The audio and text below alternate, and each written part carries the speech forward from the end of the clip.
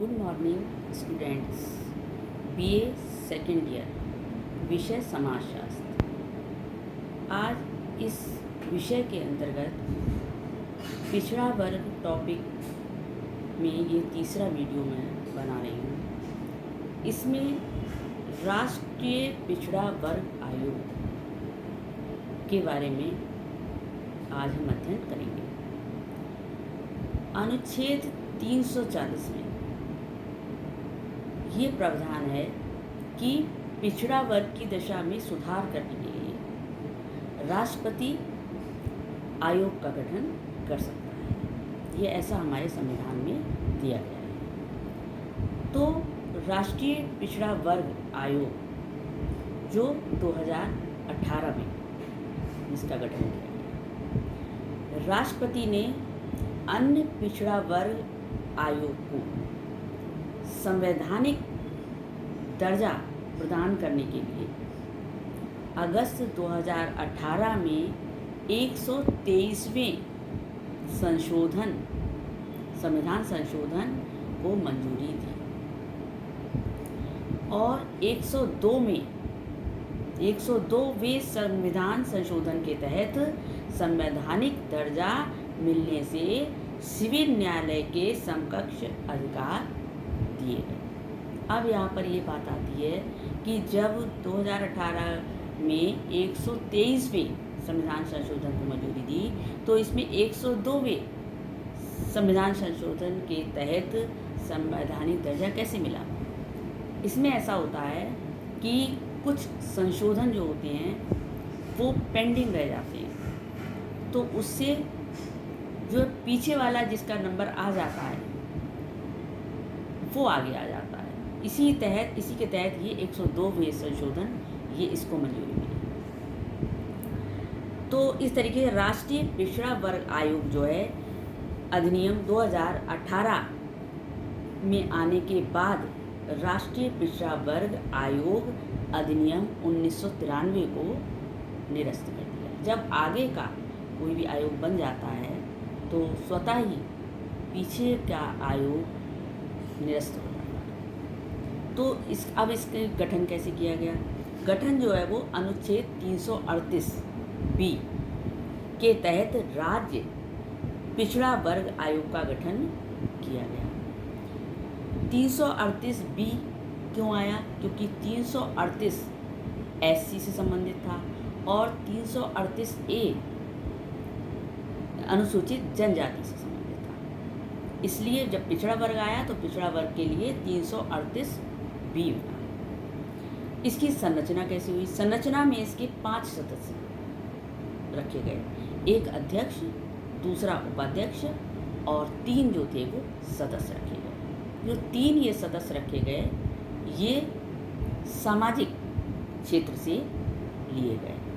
सामाजिक क्षेत्र से उन लोगों को लिया गया जिन्होंने समाज में कुछ सेवा का कार्य किया है, ऐसे लोगों को उसमें लिया गया।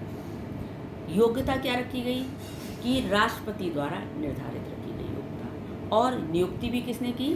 राष्ट्रपति ने। और पदावधि इसकी कितनी थी? 3 वर्ष। 3 वर्ष की जो थी वो इसकी पदावधि रखी गई और राष्ट्रपति को लिखित रूप से त्यागपत्र दे सकता है कोई भी सदस्य, और राष्ट्रपति किसी सदस्य को पद से हटा भी सकता है। उसको ये अधिकार दिया गया कि वो किसी को भी उसके पद से संतुष्ट ना होने पर उसको हटा सकता है। और इसी तरीके से वेतन भत्ते और सेवा की जो शर्तें थी वो जो चली आ रही थी पहले से निर्धारित थी उनको रखा गया। और पिछड़ा वर्ग आयोग के इस समय वर्तमान अध्यक्ष भगवान लाल साहनी है, ये याद रखने वाली बात है। और वर्तमान उपाध्यक्ष कौन है? लोकेश कुमार प्रजापति। ये शॉर्ट क्वेश्चन में आ सकता है। आयोग की शक्तियाँ, आयोग को शक्तियाँ कौन कौन सी दी गई? आयोग के पास सिविल न्यायालय की शक्तियाँ होती हैं। सिविल न्यायालय में क्या आता है कि जैसे कि संपत्ति और आर्थिक मामले, ये सब उसमें सिविल न्यायालय में आते हैं। और समन जारी करने का अधिकार दिया गया। और किसी अदालत या कार्यालय में सार्वजनिक अभिलेख की मांग आयोग कर सकता है। ये उसे अधिकार दिया गया है। और वार्षिक रिपोर्ट में आयोग राष्ट्रपति को वार्षिक रिपोर्ट पेश करेगा और राष्ट्रपति जो है वो इस रिपोर्ट को संसद के प्रत्येक सदन के समक्ष रखाएगा।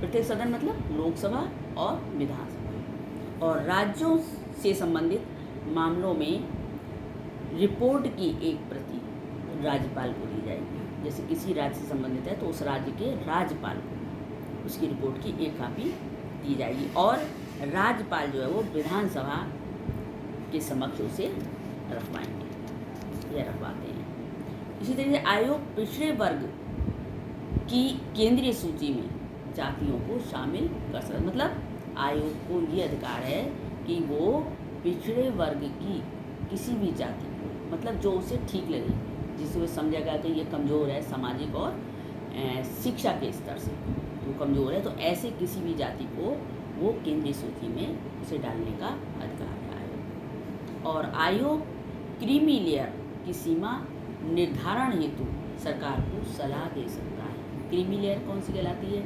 जो 8 लाख से ऊपर इसकी वार्षिक आय होती है उसको क्रीमी लेयर के अंतर्गत रखते हैं। और पिछड़े वर्गों के लिए अनुदान की सिफारिश भी आयोग कर सकता है। पिछड़े वर्ग को यदि कोई पैसे की आवश्यकता है तो वो केंद्र सरकार से अनुदान के लिए भी सिफारिश कर सकता है। तो इस तरीके से ये राष्ट्रीय पिछड़ा वर्ग आयोग को मैंने आपको समझाया। और इसके बाद नेक्स्ट जो है वो 15वां मजदूर, ये नेक्स्ट इसी में पिछड़ा वर्ग में ही है टॉपिक जो लिया गया है, पार्ट है इसका, उसको मैं नेक्स्ट टॉपिक में नेक्स्ट वीडियो में। Thank you.